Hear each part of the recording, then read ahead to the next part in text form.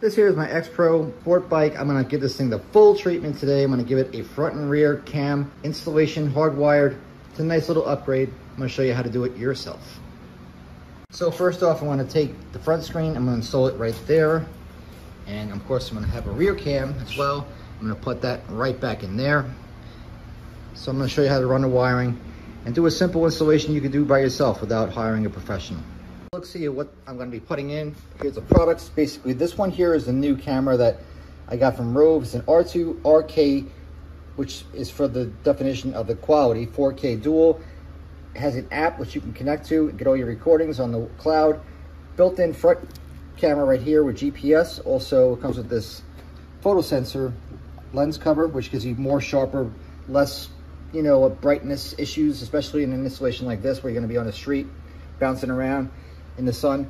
Hardwire kit, so I can connect the USB output to this, and you can independently control how you want it to be recording, whether it be full-time, on-off, key, accessory, whatever it is. This will allow you to do all of that.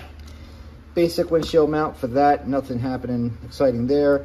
This we will not be using because we're going to be hardwiring it. Then I got the extension cable, which is going to go from this main unit to this rear cam, which is going to be connected in junction. So you got the rear 180, you get the front 180, put them together, you got a nice 360 system. And all these other goodies, which they're always just so generous with all the little goodies, I love it. But this thing is a treasure. I love this thing. Very simple to use, not a lot of complicated wiring here at all to deal with, as you'll see in a second. I don't know what kind of bike you own personally, but on mine there's a key on the side. So you can pop up the seat, and there's where your battery is and your electronics and stuff like that go. I'm using this Allen wrench, which is basically gonna give me access to the side. And that's pretty much the money shot right there. Once you can get from the back through the center here, you could basically fish from there to the top. That's all I need. So here's the wiring on mine. Now my kit is probably as complicated as it could possibly get, so it's a good example for anybody who's installing one. Normally, you're just gonna have one that's gonna have either this or plus and minus wires. Like in mine, you see there's 3 wires. Red goes to constant, yellow is a keyed accessory wire, and then you have the black for ground, right? And it even tells you that on here. My kit goes a step further, and it comes with these little adapters with built-in fuse holders, which is pretty cool. Not that I'm gonna make use of it, but in a vehicle you would use it because this bike does not have a fuse box. So that's not really helpful. However, I'm gonna use these, I'm gonna put my own little fuse holder in there, and once you connect these at the vehicle, this little plug, this USB-C, plugs right into the USB-C on the main unit. Then the other one runs out, it's a slave output to the rear cam, and voila, the wiring is done. Nothing scary going on here. Okay, so the way you want to do this is just go up to your bike, turn your key to the on position. Now for my kit, it came with this little test light, and you will need something like this, whether it be a dollar store test light, it has to be something, a multimeter, whatever you got. Connect it to ground. Any ground chassis is good. Any metal on metal vehicle component is going to be great for your ground, or you can just go right to the battery post if that's how you want to do it. But in here, most motorcycles, there's an extra plug here, which is designed to plug into basically any alarm in the world, from my experience. And you can see this one lights up when I connect to it. That's 12 volts, and I think the other one was over here, right?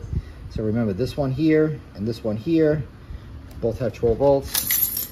Now when I turn my key off, this one here went low to ground, and this one here is still at 12 volts. So this one here, the red is my constant, and over here, my black is my accessory turn-on wire to my dash cam. Once I make those 3 connections, the rest is simple. Okay, so I'm just gonna leave this mess here for in there tentatively, clean it up later. So right now, this here is my battery constant power. Now I was gonna make my own fuse holders, but I realized that there was fuse holders already on the battery right here. So I already got an insulated male terminal on here. So I'm just gonna take my pliers. I'm gonna connect onto the fuse side of the power that's constant from the battery. So there's my T-tap for my constant power. So red goes to red. That's how that T-tap works. And then we have one left in here somewhere, which is my yellow. And yellow, I have to make a little fuse holder. And I'm going to connect that guy to this black wire here, which is switched at my key. So what I'm going to do here is I'm going to make my own little fuse holder, because I need a 5 amp fuse holder, and I don't have one exactly the way I want it to be. Since these wires are so thin, I can't really crimp anything of size on there, so I'm going to use these little adapters that were in the hardwire kit, and I'm going to improvise. So with that with that insulated female right there, I'm just going to put my fuse in there like that. Then I'm going to take this guy, put another insulated female on that side, crimp that on there. And voila, there's a fuse holder. Now I have my male insulated here. Take my other T-tap. And then we're going to connect that to the black wire in this auxiliary plug, which is my accessory key source from the key.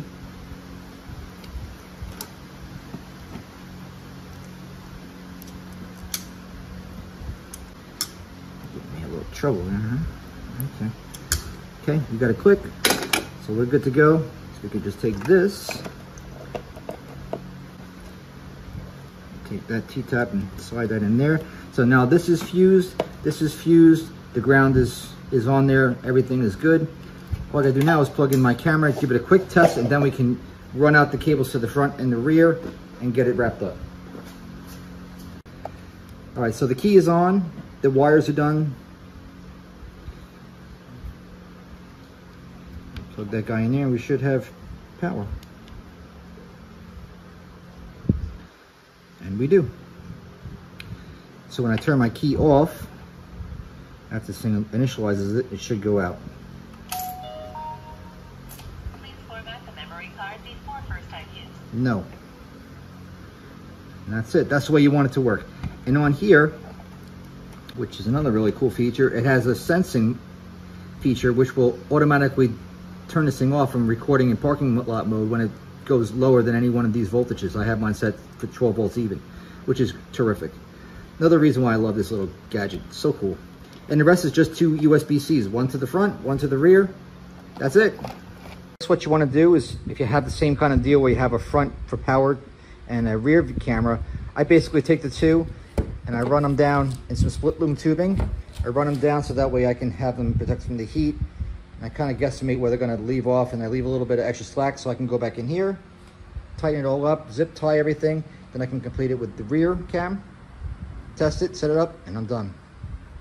So I got it mounted. I was going to use a suction cup, but that didn't work out because of the concave shape of the windshield, so I went with the stick-on adhesive.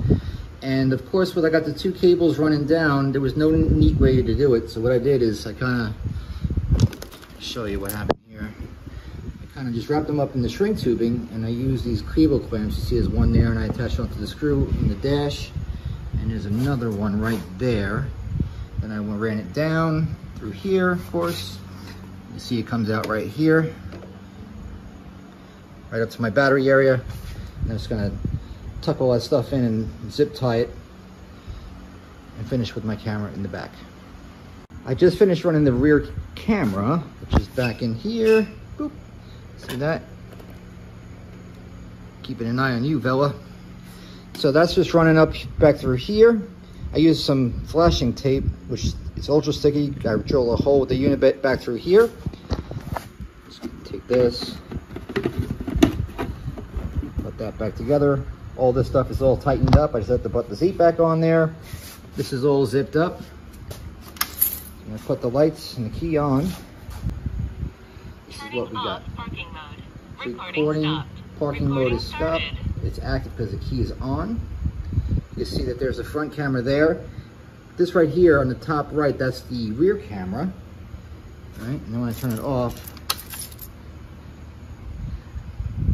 it'll do 3 minutes of recording. Entering parking mode. And on G sensing and motion, it'll record the parking monitor. So it's protected when I am away, and it's got this little LED right there, which will continue blinking when the screen dies out in a second like that. See that? Yeah, there it is, right there. Let's turn the key on. And that's how we do it. Turning off parking mode. Recording stopped. Recording started.